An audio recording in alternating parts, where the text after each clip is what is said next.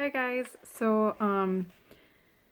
With not going back to school, we're not going to be able to finish Restart together, so I thought I would record some videos and send the video to your parents so you can watch it.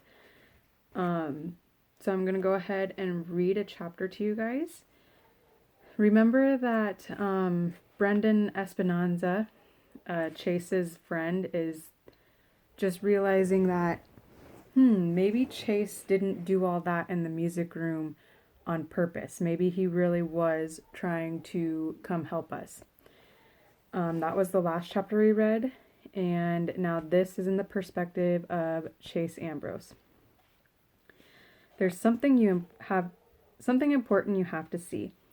I stare at Brendan's text on my phone. What's the big deal he needs to show me? Probably nothing. Chances are he really is just trying to rope me into helping with a new YouTube video, although he says that's not it. I don't care. The fact that he texted me all this is something. I haven't heard a peep from any of the video club kids since the day in the music room. Who can blame them? They all heard how I lied about the electrical fire, and they don't even know about the really bad thing I did. To be honest, I'd give anything to be a part of one of Brendan's goofball videos again. They're always hilarious, and I could use a good laugh right about now. I can't remember the last time I laughed. Nothing has been funny lately, and the most unfunny part is what I found out about myself. Yeah, Aaron and Bear are jerks. My dad's pushy, and the video club has turned on me. But I'm worse than all of them. I'm a criminal, and the fact that I don't remember it doesn't change what I did. How could I do such a thing? It's a question that doesn't need answering. I didn't do it. The old me did. And it's no mystery that the old me was capable of some pretty awful stuff. I stole Mr. Solway's Medal of Honor from his room at Portland Street, one sleazy act of many, courtesy of Chase, Aaron, and Bear. I have no idea what I plan to do with it. Sell it, probably, and split the money with my two accomplices. But that little plan went sour when I stashed it somewhere, and then went and got amnesia and couldn't remember my hiding place. No wonder Aaron and Bear were so suspicious of me. They thought I was holding out on them so I could keep the profit for myself. And the worst part is that I can't even give the medal back to Mr. Solway because I have absolutely no idea what I did with it, and I don't know how to find out. Maybe it'll come back to me in bits and pieces like some of my past. But when? It could take years. What if Mr. Solway dies in the meantime? How will I ever make it right? It's funny, the idea of going back to Brendan's house stings, even though I've only been there once before. When I had the accident, I never longed for my old life because I couldn't remember it. But my new old life, video club, and my new friends, losing that hurts a lot. Since this time I know what I'm missing. And it hurts twice as much because of how quick those guys were to turn against me. Maybe that means we were never really friends, even though I thought we were. My partnership with Shoshana felt that way for sure.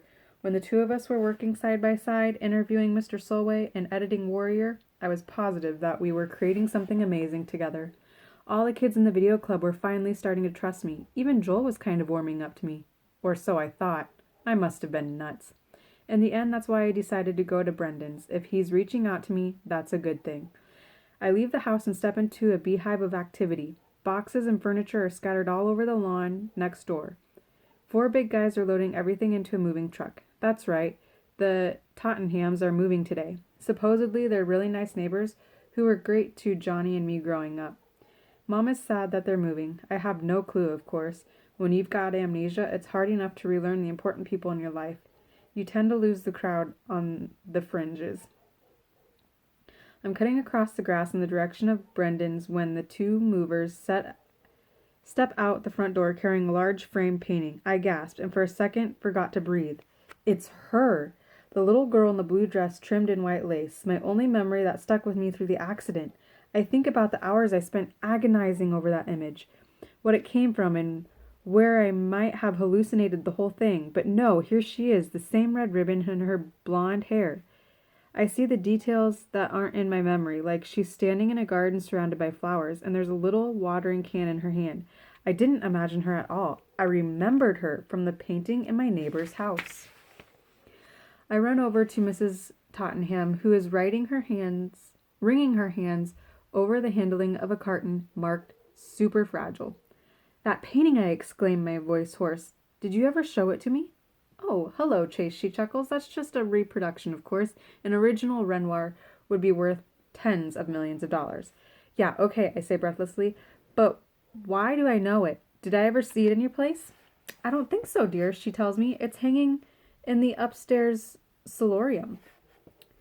I follow her finger to the glassed-in sunroom on the second floor of the house. So I didn't see it, but I did. How else could it be the only image to make the trip through my shattered memory? My eyes travel from the Tottenham home to ours next door. Could I have looked inside the solarium from one of our upstairs windows? No way. The entrance to our house is around the corner, facing away from theirs. Our dormer is in front. The sunroom faces something but a chimney and some slopped shingles. The only way to see that painting from our place would be to climb to the top of our roof and peer over the peak down into the huge glass window. And suddenly, I just know. I run back inside, tear up the stairs of my bedroom, step out on the perch that was so much a part of my old life. I start to climb, my rubber-soled sneakers clinging to the rough shingles. The dormer, which houses my room, is beside me. But that leaves a sloped path about 3 feet wide, leading straight up the top. As comfortable as I am on the section of roof outside my window, the steep slog to the peak is another ballgame. The grade is sharp, and the higher I go, the clearer the image of exactly what must have happened over the summer becomes, and how far I must have fallen. The ground seems so distant it should be another zip code. I'm amazed I didn't dash my brains out on the grass. I get on my hands and knees, and my ascent becomes a crawl. I feel more secure this way, especially as I near the apex, where I can use my right arm to cling to the dormer. I'm pretty scared, but I'm even more determined to get up there. For me to remember the little girl in blue, she must have been the last thing I saw before the accident. That makes sense, since the roof is the only place I could have seen her from. I can't explain it, but I'm positive the key to what happened to me lies a few feet ahead. I stretch out my arm, get a grip on top of the A-frame, and haul myself up to the gaze of the Tottenham's house. There it is, the floor-to-ceiling window of the sunroom. I can even make out the large faded rectangle on the wall where the picture must have hung. Okay, I think, this is where I was when I fell. But it still doesn't answer the big question. Why did I come up here? Was I spying on the Tottenhams in their sunroom? Was I rotten enough? But why would I care what they were doing?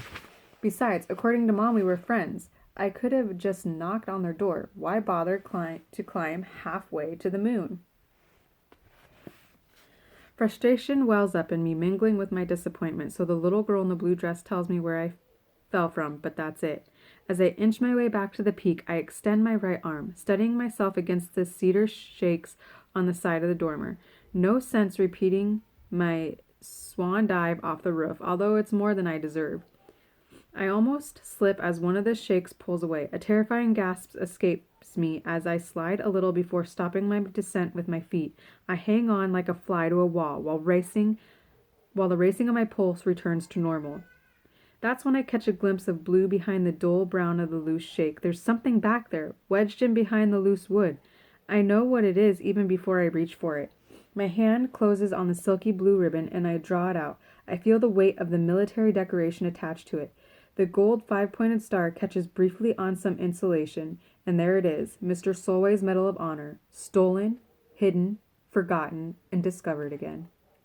Then, as if finding the medal has unclogged a drain, the memory of my accident pours back into me. It starts at the apex of the roof with me gloating over the brilliance of my hiding place, while peering down through the sunroom window at Mr. Tottenham next door. He's in the lotus position on the floor, performing awkward yoga in front of the painting of the girl in blue. That's what does me in, the hilarious sight of my overweight neighbor twisted into a pretzel, looking like a giant mutant lemon in his skin-tight fluorescent yellow workout suit. I let go for just a second, reaching for my phone to get a picture of this one-man comedy routine, and the next thing I know, I'm skidding down the roof, the rectangular pattern of the shingles becoming a blur as I picked up speed. I claw madly at the slope, but desperate for a handhold, a foothold, anything to stop my descent. It's no use. My momentum is too much. I'm falling. When I hit the eaves, I flip over a little, giving me a terrifying view of the yard as it screams up to meet me. I know dizzying acceleration, and I brace for impact, but the memory ends there. I don't have to hit the ground a second time. So that's how it happened. The mishap that turned my entire life upside down almost killed me. Serves me right for snooping on poor Mr. Tottenham. How is it my business if he wants to do yoga in form-fitting spandex? But that was the old Chase. Everything was his business because he said it was. What was I planning to do with that picture if I managed to get the phone out of my pocket? Show Aaron and Barrett and the football team? Post it on Facebook? Print up 50 copies and plaster them all over town? I sigh. Who knows why that Chase did what he did? I should probably just be grateful I don't have to be him anymore. The metal clutched tightly in my palm, I climbed down gingerly, careful to keep both hands and feet on the roof at all times. My mind is whirling. Brendan's house will just have to wait. Nothing there can be as important as returning this to its rightful owner. I have to see Mr. Solway. Near the eaves, I slide on my butt to my window and throw a leg over the sill. Chase? Uh-oh, Mom. You promised you wouldn't go over the roof ever again. Do I have to nail your window shut? I just blow past her. Sorry, Mom, I tossed over my shoulder. I gotta get to Portland Street. I'm not finished yelling at you yet. Have you forgotten what happened to you last summer? Do you have amnesia about the amnesia? I run down the stairs calling, I'll explain later. In the kitchen, I snatch a soft dish towel off the drying rack and wrap it around the metal. I jam it in my pocket and blast out the door. That is the end of the chapter. I will record more. We have about 5 chapters left. So, all right, guys, I hope you are having as much fun as you can and still getting your work done. All right, talk to you later.